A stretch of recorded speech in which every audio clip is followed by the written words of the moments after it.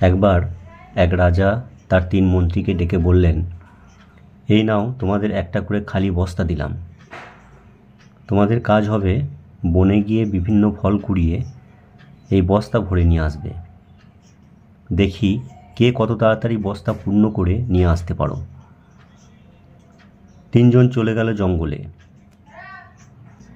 প্রথম মন্ত্রী চিন্তা করল, রাজা বলেছেন, তাই ভালো ভালো ফল কুড়িয়ে বস্তা পূর্ণ করি এবং সেই মতো জঙ্গলের ভালো ভালো ফল কুড়িয়ে বস্তা ভরে ফিরে এলেন। দ্বিতীয় মন্ত্রী চিন্তা করল, রাজা তো সব ফল দেখবেন না, তাই হাবিজাবি পচা ফল দিয়ে সে নিচের দিকে পূর্ণ করে উপরের দিকে শুধু কিছু ভালো ফল দিয়ে বস্তা পূর্ণ করলো এবং ফিরে এলো। তৃতীয় মন্ত্রী চিন্তা করল, রাজার এত সময় কোথায় বস্তা খুলে খুলে দেখবে?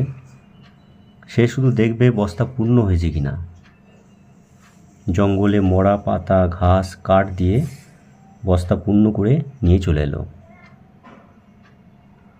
3 মন্ত্রী রাজার দরবারে হাজির। রাজা সবার বস্তা পূর্ণ দেখে খুব খুশি হলেন। তিনি বস্তাগুলো খুলেও দেখলেন না।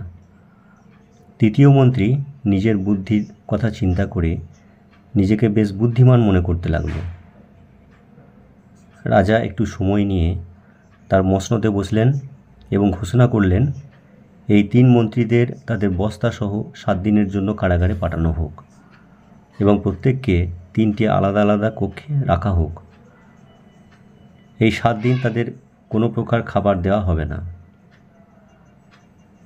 যেই কথা সেই কাজ, 3 জনকেই কারাগারে পাঠানো হলো। প্রথম মন্ত্রী এই 7 দিন তার বস্তার ফলগুলো খেয়ে কাটিয়ে দিলেন।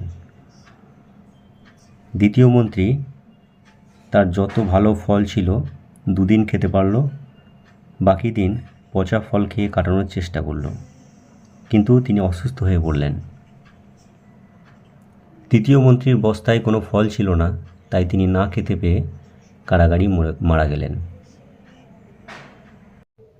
এই গল্পের শিক্ষণীয় বিষয় হলো, যদি আমরা ফাঁকি না দিয়ে সঠিকভাবে শিখে পড়ালেখা বা কাজ করে বড় হই, তবে এর ফল আমরা যখন কর্মক্ষেত্রে যাব তখন ভোগ করতে পারব।